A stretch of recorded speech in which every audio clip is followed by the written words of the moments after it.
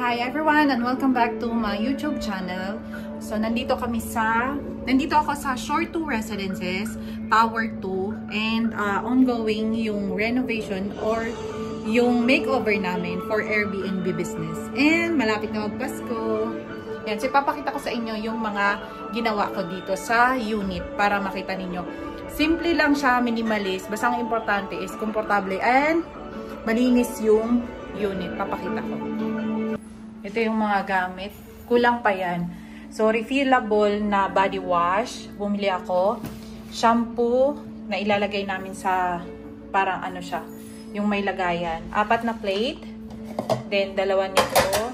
Drying this. And ito, baso. And cups. Kailangan din ito. Kettle and rice cooker and unan. May mga kulang pa kami dito. Yan, nirepaint din namin to. Oh. Nice na. Ayusin lang namin yan. Yan. Same dito, wala rin kaming binago. Tilt din. So, maaliwalas lang tignan.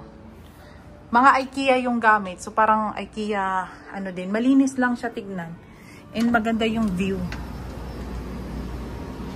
Yan, oh, facing ng Shaw Boulevard. Sa dulo, Shore 3. Yan.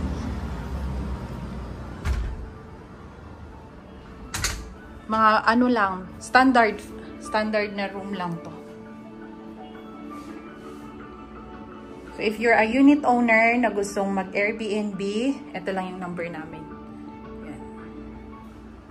Thank you for watching!